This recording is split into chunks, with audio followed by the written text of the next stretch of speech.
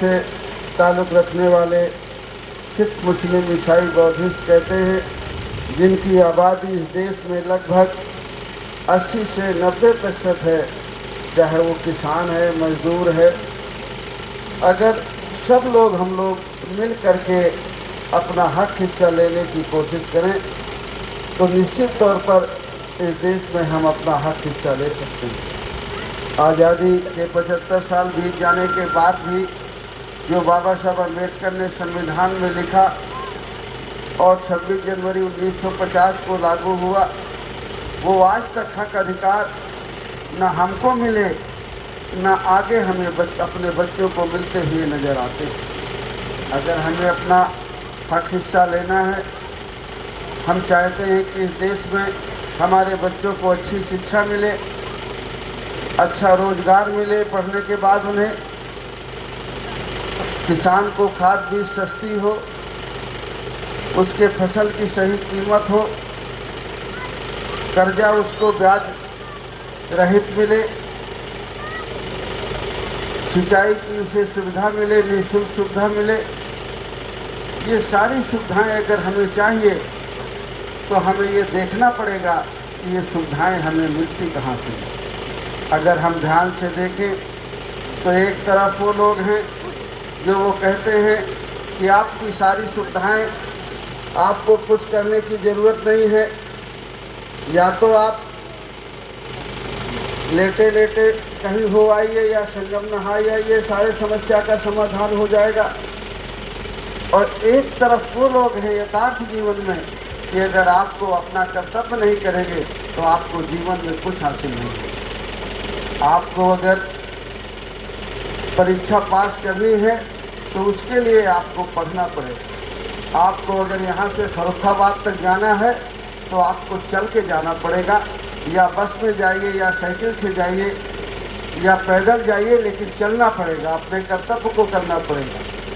तो कर्तव्य हमारा ये है कि हम ये जान लें अगर कि हमारी समस्याओं का समाधान कहाँ से है, तो जहाँ तक हम समझते हैं कि हमारी जो रोजी और कपड़ा मकान है, इन सारी समस्याओं का समाधान एक ही जगह है जो हमारे वोट से जीत करके जाते हैं।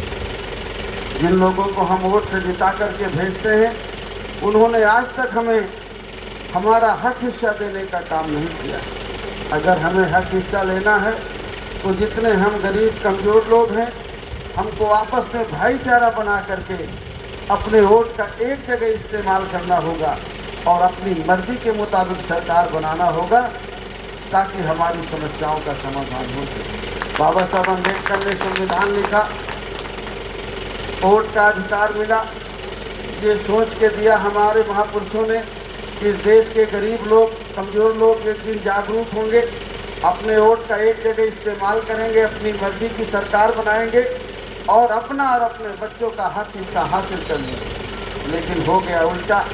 जिन लोगों के कम वोट हैं वो जीत करके चले जाते हैं, और जैसे उनके बाप दादाओं ने हमें और हमारे पुरखों को गुलाम लाचार बना के रखा, आज उनके औलादें आज हमको और हमारे आने वाली पीढ़ी को गुलाम और लाचार बना के रखना चाहिए। हम 1 फुट ज़मीन के लिए 200-500 रुपया के लिए भाई भाई से झगड़ा करता है, लेकिन हमारे बच्चों के हिस्से की नौकरियां वो ले जाते हैं तो हमें बुरा नहीं लगता। हम सोचते हैं कि हमारा जीवन 5 किलो अनाज में बीत जाएगा। हमें 5 किलो अनाज देते हैं, वोट लेने के बाद थोड़े से पैसे देते हैं, किसी को कॉलोनी देते हैं, और जब वो जीत के जाते हैं तो उनका बेटा और बेटी डॉक्टर, इंजीनियर और कलेक्टर बनता है और हमारे बच्चे को चपरासीगिरी की नौकरी नसीब नहीं। इसलिए हम आपसे ये कहने के लिए आए हैं कि अगर आप चाहते हैं कि हमारे बच्चे भी जीवन के हर पहलू में आगे बढ़ें, हमें समानता का अधिकार मिले, हम भी इस देश में रहते हैं, बराबरी का दर्जा मिले, तो पहले हमें ये मांग करना है कि जाति जनगणना हो, और जाति जनगणना के बाद जिस समाज की जितनी आबादी है, हर क्षेत्र में हमें आबादी के हिसाब से हिस्सेदारी और भागीदारी मिले। चाहे वो सरकारी नौकरियां हैं या प्राइवेट सेक्टर की हैं या जल जंगल ज़मीन है, हर जगह हमें आबादी के हिसाब से हिस्सेदारी मिले। इस देश को बनाने में हमारा और हमारे पुरखों का भी योगदान है। हमारा भी खून पसीना बहा है, तो इस देश के जितने संसाधन हैं उसमें हमारा और हमारे बच्चों का हिस्सा होना चाहिए। लेकिन हिस्सा देते हैं वो लोग जो हमारे वोट से जीत करके जाते हैं, सरकार बनाते हैं। सरकार तो ऐसी पार्टी की बनाते हैं जिसमें वो गरीब के बारे में नहीं सोचते, वो तो बड़े लोगों की पार्टी है।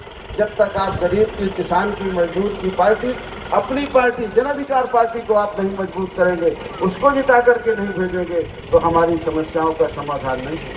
इसलिए आपसे कहने के लिए आए हैं कि आप सब लोग, जितने हम जातियों में बटे हुए लोग हैं, कमेरा समाज के लोग हैं, जिसको पिछड़े दलित आदिवासी कहते हैं, अल्पसंख्यक कहते हैं, अगर हम आपस में भाईचारा बना के अपने वोट का एक जगह इस्तेमाल करें तो निश्चित तौर पर हमारी समस्या का समाधान हो सकता है।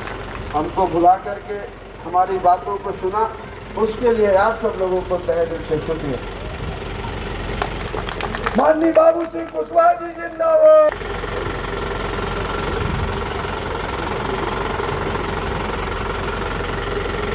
जन अधिकार पार्टी की राष्ट्रीय अध्यक्ष समक्ष अपनी बात रख रही है माननीय राष्ट्रीय अध्यक्ष।